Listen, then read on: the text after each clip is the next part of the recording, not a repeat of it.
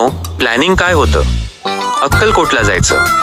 पण झालं काय, अचानक गावी जायचं ठरलं आणि अक्कलकोटचा प्लॅन कॅन्सल झाला.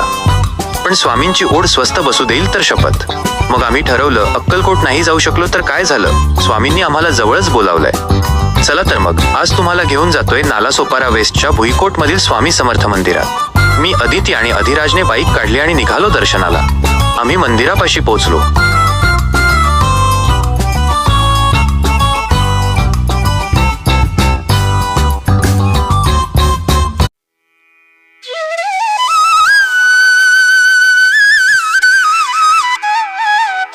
अदितीने लगबगीने हार, फुलांची आणि नारळाची थाळी घेतली.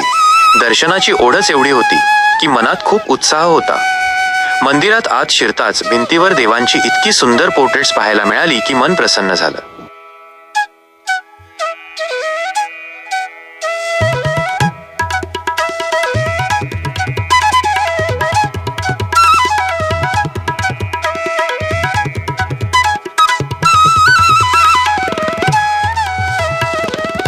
मंदिराच्या पायरीवर डोकं टेकवलं आणि स्वामींच्या चरणी नतमस्तक झालो.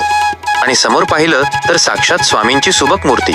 इतकी लोभस मूर्ती आहे की असं वाटतं जणू स्वामी स्वतः समोर बसून भक्तांना आशीर्वाद देत आहेत.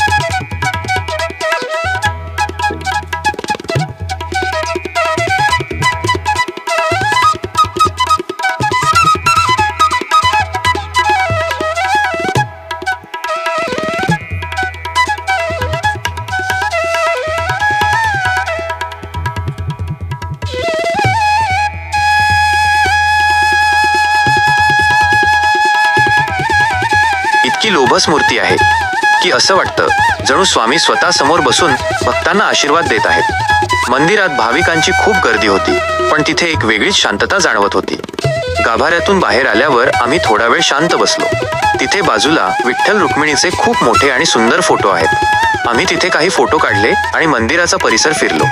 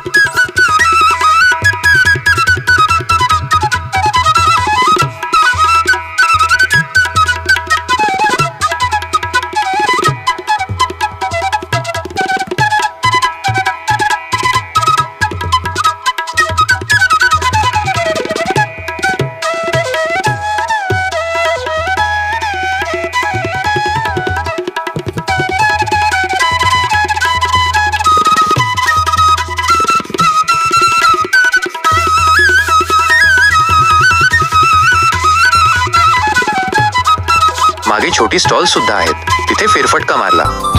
मंदिराच्या बाहेरच्या भिंतींवर स्वामींच्या जीवनातील काही महत्त्वाच्या घटनांची पेंटिंग्स पाहायला मिळतात. ती खरंच खूप सुंदर आहेत.